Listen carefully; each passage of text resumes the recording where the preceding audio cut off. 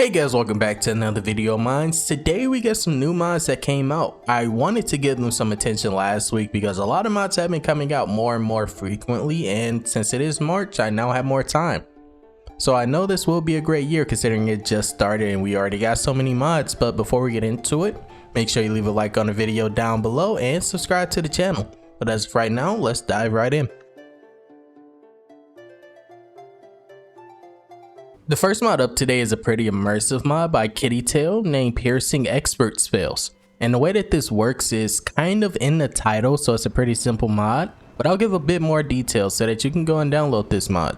This mod doesn't add any spells to your game, so you don't have to really worry about compatibility because this is for vanilla spells, specifically the destruction spells. It turns them into a spell type that will pierce enemies rather than just stopping at one target. It will hit multiple of them if they are standing in front of each other. This mod was also made to work in addition to Yggdrasil Flame VFX and Frost VFX, just let one or the other overwrite, whichever you prefer looking better. Honestly, the more I use those mods, the more they're starting to grow on me because I have to install them every time I do a showcase of their mods because I mean that's just respect. But this mod based on the description should affect the Icy Spear, Incinerate, and maybe all Thunderbolt type spells. I can't really vouch for all of them since I don't know every single one, but the ones I did try did indeed work. Alrighty, so the next mod up is a mod I honestly think should have been part of vanilla, but this mod is called Cheeky Kids by Joby1.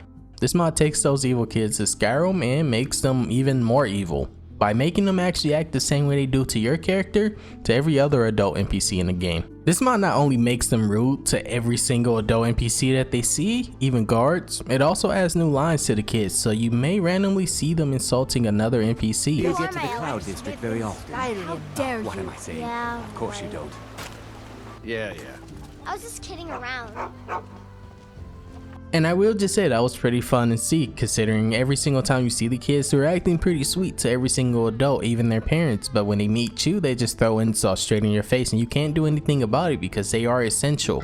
So even if their parents die, they cannot. I mean, not that this mod makes them killable anyway, but it does at least add to a bit of immersion for them. The thing is though, it isn't like a kid just runs up to any adult and just insults them and then runs away, because that would be hard for me to record since it's so random and would be very annoying to keep hearing.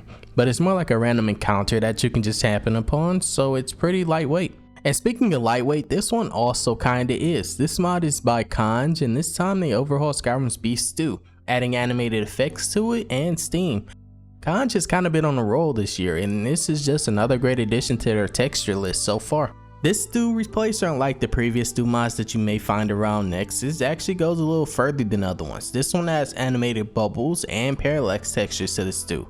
So if you ever decide to zoom into a stew randomly like me, because I always have to be sure about texture mods before I fully add them to my list, then this will blend right in because it looks beautiful. But a little word of advice, try not to use 4K stews or any small texture because I mean that's kind of pointless unless you have a 4090. That's just a tip from me. But some of you are okay with playing on 20 FPS, so I will not judge you.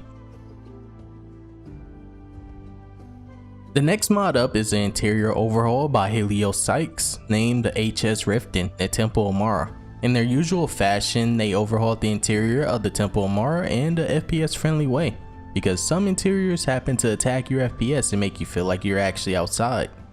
And it makes no sense that the interior has more FPS drops than the interior. But this fortunately doesn't have that issue, and this also makes the place look actually nice, so now I want to visit it for more reasons than just marriage reasons in Skyrim. The best part about these mods though is the fact that Helios always makes a Lux patch as soon as the mod comes out, so I don't have to worry about doing it myself, which I've never had to do actually, or having weird lighting just if I decide not to do it at all. This is more so for people who need a mod to overhaul their interiors and maybe they don't want to use distinct interiors or JK interiors. I personally use Distinct for the FPS reasons, but it's nice to mix things up from the usual once in a while. Then again, I'm still waiting on an all-in-one, which probably won't ever happen, but I'd appreciate it either way. The next mod up is a pretty unique mod that I just kind of felt compelled to showcase, and I don't regret it. This mod is called Yggdrasil World Tree Redux. This mod adds a floating island to Skyrim. Well, it's not really a complete island, it's more like just a small plot of land.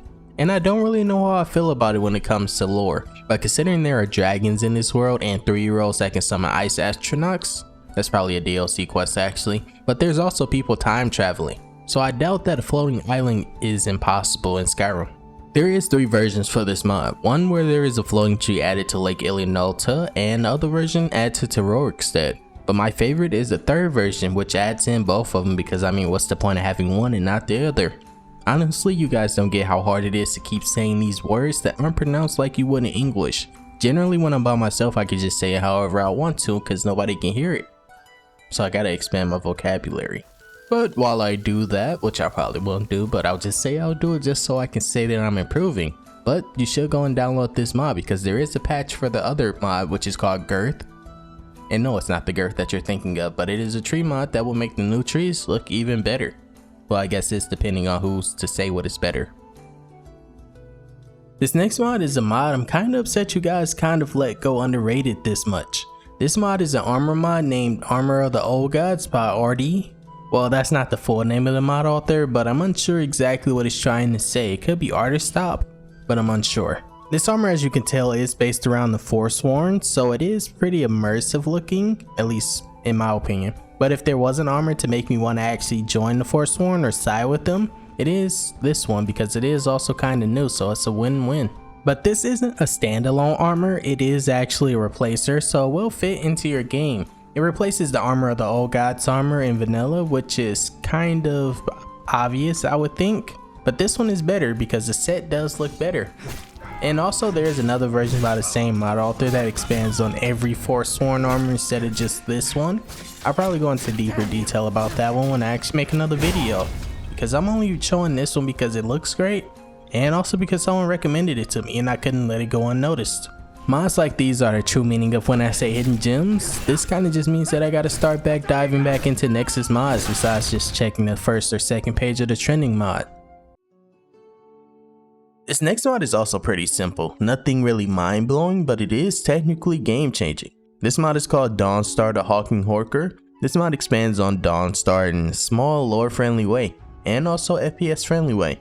And it does that by just adding a small general goods store to Dawnstar. This store is like any other general goods store that you could find around Skyrim, it's just that Dawnstar never had one. And it's clear that it was never in their plans to add it, considering Bethesda does things like this. And considering Cutting Room Floor never added it. But this store also has custom NPCs that operate them on a daily schedule, as well as adding in a child for this store. I guess the kid is maybe just for immersion reasons, but I mean it's still a great addition.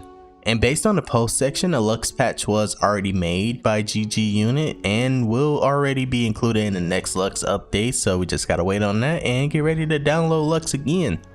The only thing this mod is missing I can honestly say is a RS patch, but since this is a new mod I can assume one is already in the works or maybe out by the time this video comes out.